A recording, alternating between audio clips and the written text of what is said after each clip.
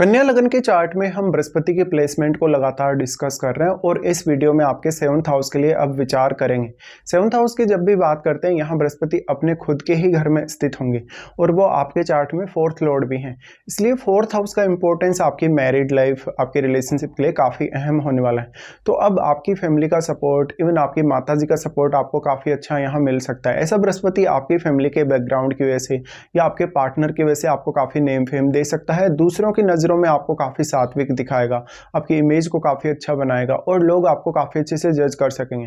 But ज़्यादातर मामलों में अगर बृहस्पति यहाँ राहु से प्रभावित हैं, केतु से, मंगल से प्रभावित हैं या इवन वो शनि से प्रभावित हैं, तो मैरिज लाइफ कभी कभी उतनी अच्छी देखने को नहीं मिलती, भले ही यहाँ बृहस्पति कैसी कितनी ही अच्छी स्थिति में बैठे हों।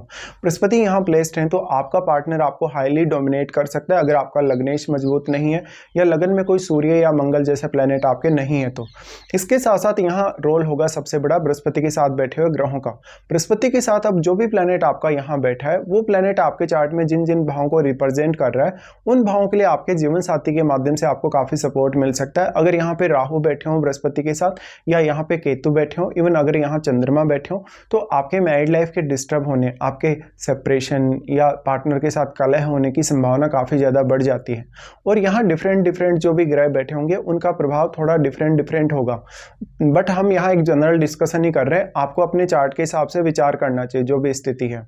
बृहस्पति यहाँ है तो वो 4th लॉर्ड होके आ रहे हैं, इसका मतलब ये भी है अगर बृहस्पति यहाँ काफ़ी स्ट्रॉन्ग स्थिति में है तो आपका पार्टनर जो होगा वो कहीं ना कहीं आपके मदर के लिए काफ़ी सपोर्टिव साबित हो सकता है।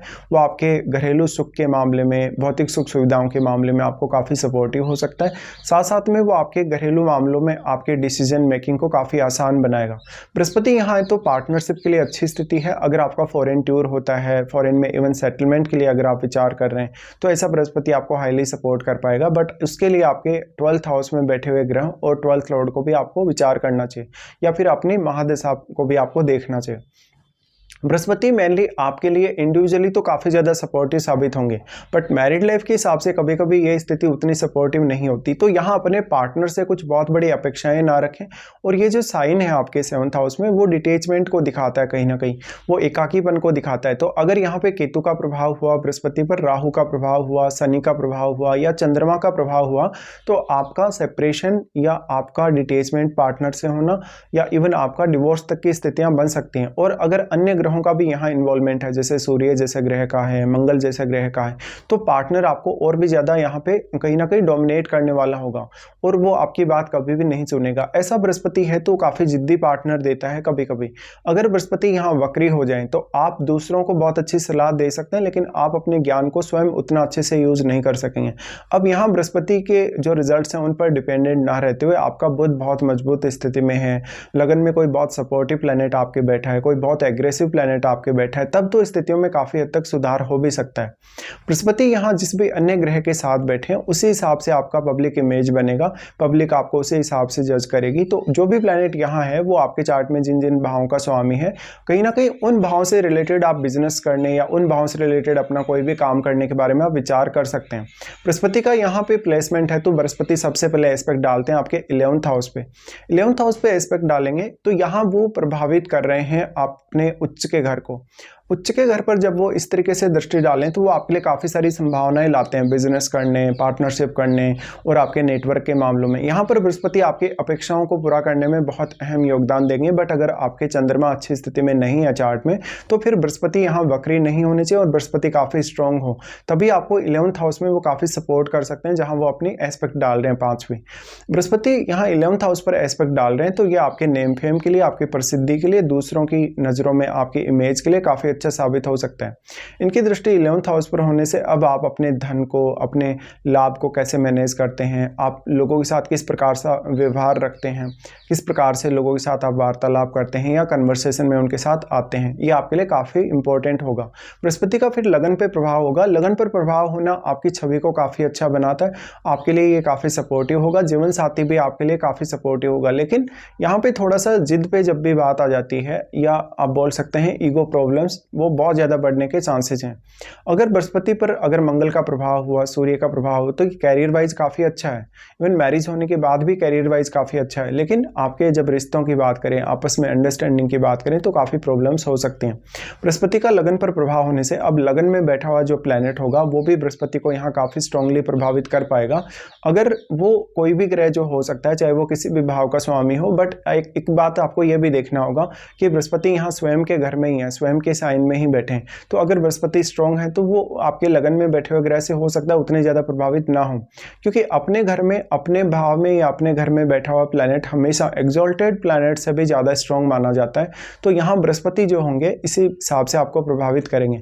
और अगर आपके लग्नेश काफ़ी मजबूत स्थिति में नहीं है, लगन में कोई बहुत सपोर्टिव प्लैनेट नहीं है, तो ये समझिए कि पार्टनर के साथ आपको इशू आने ही वाला है।